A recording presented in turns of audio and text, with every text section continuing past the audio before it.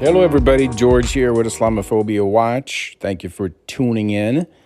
Very kind of you. For those of you who are checking out the podcast on the different platforms, we are on 10 different platforms. And I was really excited to look into how we rank on the internet as far as the keyword Islamophobia Watch. Our podcast is coming up right up there on the top 10 Google search, so that's pretty cool. And I'm excited because this is a space that we're competing in, and basically as the podcast is getting more hits, we're coming up in the Google search ranks and slowly beginning to offer content that's different, that's challenging the official bogus Islamophobia narrative, right? So that's pretty cool. And I appreciate those of you who forward the podcast, and I appreciate you guys being so kind, putting up with my quirks here as a host. Now, I look forward to having guests on podcasts in the days to come, but right now, I'm just going to produce these short programs, and hopefully I can add to your day as you listen to these podcasts, and maybe instigate some curiosity. And if you want to just help with some of the elements of producing this, maybe content, maybe research, just let me know. There's a lot of things going on. Okay, so today I want to talk to you about ageism, all right? I was unaware that this is yet another tool in the toolbox of the global left. What they're doing is they're using identity politics really well to create grievances and to tap into the grievances of an entitled culture, right? This could be the case could be made that feminism is right there in that space, racism, feminism, all sorts of isms, right? All sorts of isms, and now there's a new ism, the ageism. It's just another element of the woke culture that is so good at masterfully adding to the Marxist or neo-Marxist soup of fake grievances they hope to use to entice new followers. That's what they're doing. Racism, ageism, and ageism really has to do with, wait for it, being young and not feeling respected enough at work. Seriously, that's what now ageism is. It's the newest thing, okay? If you're young and go to work, here you aren't grateful enough, you're not appreciating enough that you're living in the greatest country in the world, and you go to work and you've gone to college and all that's not enough. None of this is enough. It's not enough you have the Constitution. It's not enough you have the rule of law. It's not enough you have private property protected under the Constitution. It's not enough.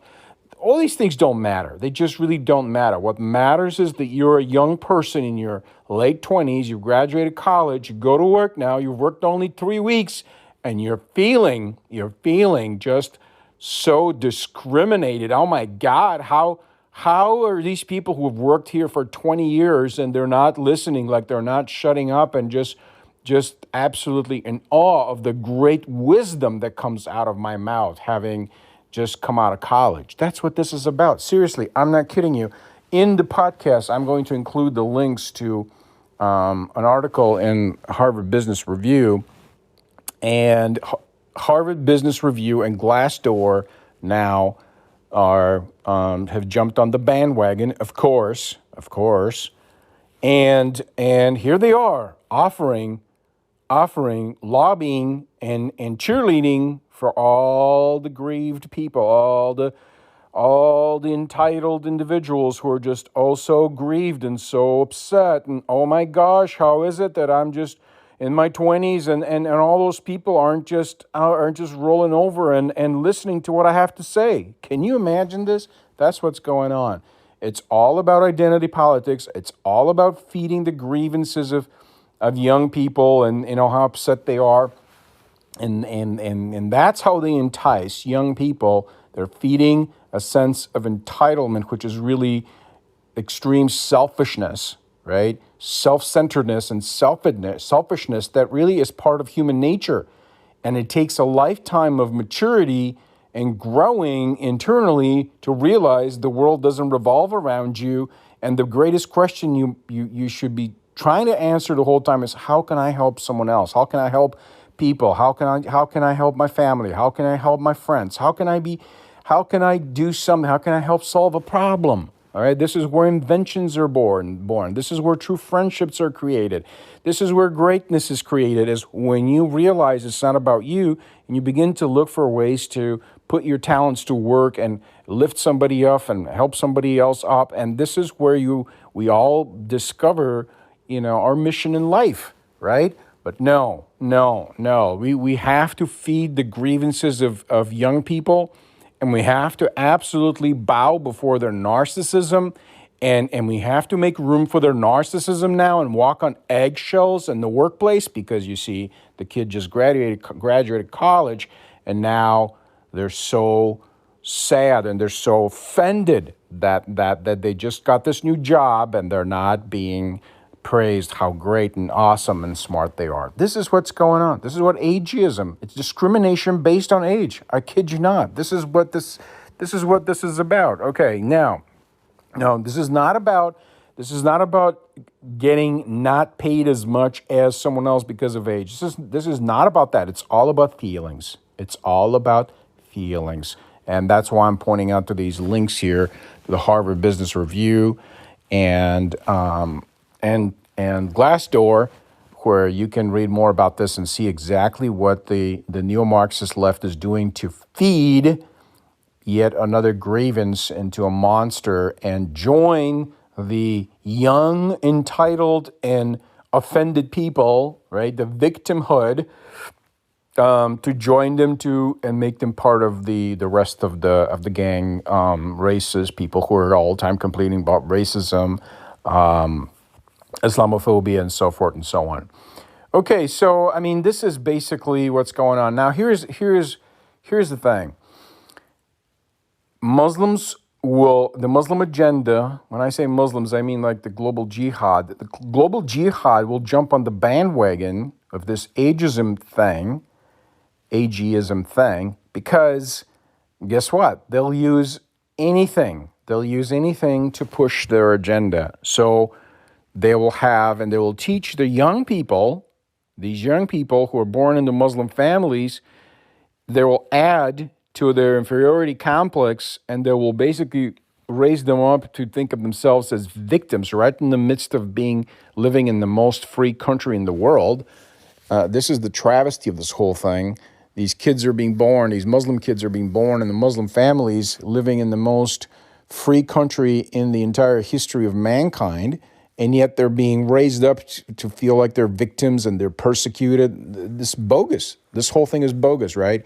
And on top of that, on top of the burqas, on top of just basically creating this caste system where they're positioning themselves as the victims all the time so they can push their agenda, they will also jump on the bandwagon of ageism. And they will tell them also, see, now it doesn't matter how young you are, you need to be a victim. You're not respected enough. You're not respected enough.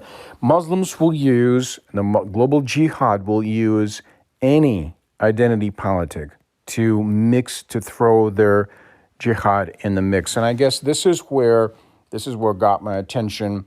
So you can read the article by one Emma Waldman, I guess, in Harvard Business Review, where she's offering advice to the victimized and what they can do. Oh, this is what you can do. You can talk to the perpetrator, she says at one point. You can talk to the culprit. So if the boss is like older and you're just got this job, he's the culprit. Go talk to the boss about him. Let me sit you down, boss, and let me talk to you. I just graduated college, but I'm feeling a little disrespected here. So, you gotta sit down, boss. You know what?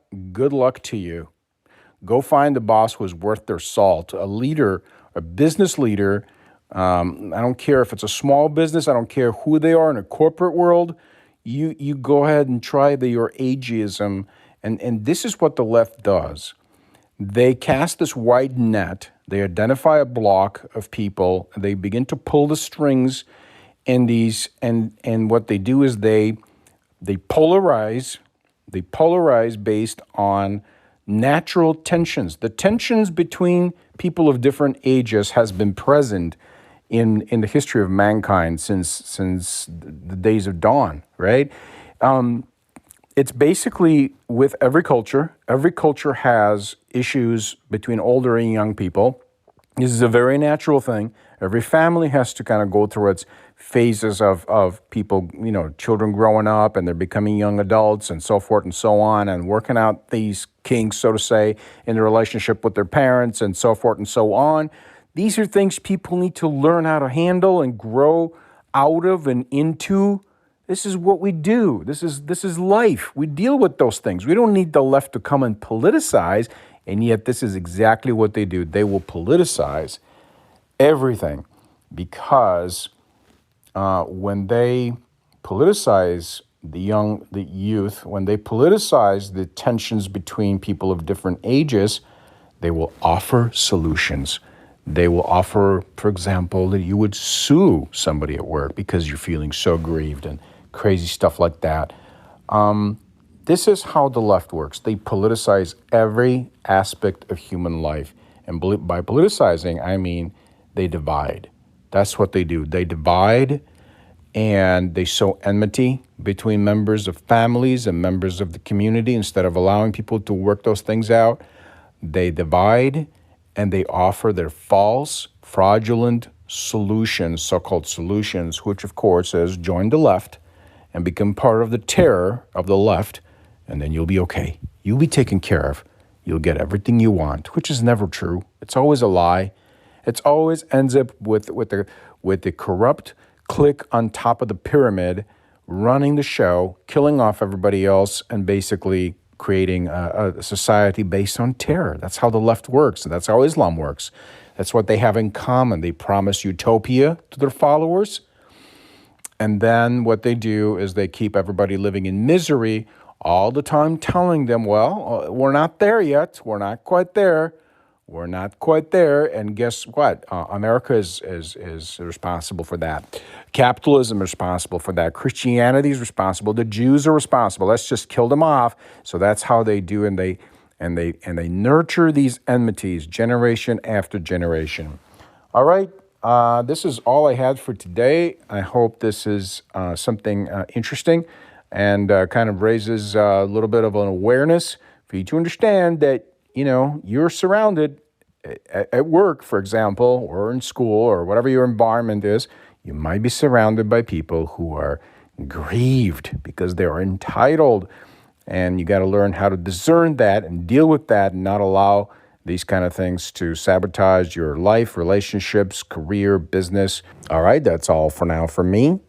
I hope this was interesting to you. I look forward to being with you again soon on another episode of the Islamophobia Watch podcast.